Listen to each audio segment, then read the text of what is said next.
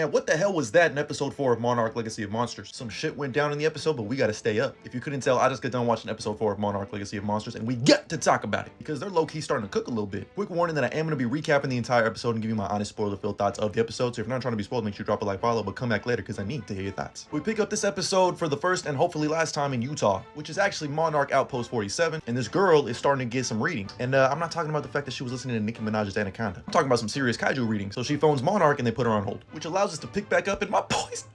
I think this thing is called the Frostvark, and it's looking to feast again. It starts licking its lips at Kentaro. This thing is ugly as fuck. Shit makes the Predator look like one handsome motherfucker. But Kentaro shoots a flare and it's obviously attracted to heat. Gives Kentaro enough time to hit the high knees and get the hell up out of there. The gang ends up in like this ice cave. Reminded me of that scene in the Lost World Jurassic Park. But May, you might want to look where you're stepping, because she falls into some ice cold ice to meet you. I thought it was funny as hell when Kurt Russell grabbed her and was like, stop yelling, the thing is finally gone. Then we flash back to a year earlier to Kentaro's art exhibit. As Kentaro's mother arrived, you could tell he just isn't really sure people will connect with his art, which is when we see how May and Kentaro met. He was trying to take a picture of his art exhibit, but he accidentally got May in the shot, and she was like, hey, yo, you took a picture of me? I thought it was funny how she started talking shit in English, and then he started speaking English. Fuck around and find out. Then they get to chatting and yapping, which leads to a nice little date at a quote-unquote exclusive bar. They kind of open up a little bit to each other, and the sparks start flying. And I mean, really flying. Coming back to present time, gotta glaze this shot real quick. But at the top of this mountain, Kate sees something in the distance. This odd light over in the distance, so they decide to go towards it. But Kentaro decides to go look at that thing that he saw when he first hovered over in the plane. Nobody else goes with him, he goes by himself. If nobody else is gonna do it, I will. Back at Monarch HQ, a girl in Utah named Barnes says, hey, look, we got some readings, and they're pretty bad. They're as bad as when Godzilla showed up, so y'all better fucking work on this shit now. Kentaro isn't having much luck finding what he thought he saw. Walking through a damn blizzard, he collapses. Then we cut back to the past on that same special night he had with May. Before Kentaro leaves, May gives him her phone. As he's about to put his number in, she gets a phone call from someone named Lyra. Now, if I had to guess, probably the same person she called earlier in the show. That causes her a lot of stress, and it's a plot line that we're gonna have to see through to the end. Cut back to the present with Kate, Lee, and May. They found a little campsite and created a little fire to try to keep May safe because she's fucking suffering from frostbite. But this is a kaiju show, baby. They leave the fire because the kaiju is attracted to the damn fire. Seems like that's what it really wants to feed on, is fire. We then come back to Monarch HQ again as they're preparing for this devastating event that's about to happen. This fucking guy shows up on the big screen and is like, we need those files because they can potentially tell us all this damn secrets that we need to know. We cut back to Kate and May. May's not looking too good, but Kate's like, you're gonna pull through. I'm not losing anyone else. She probably assumes Kentaro's,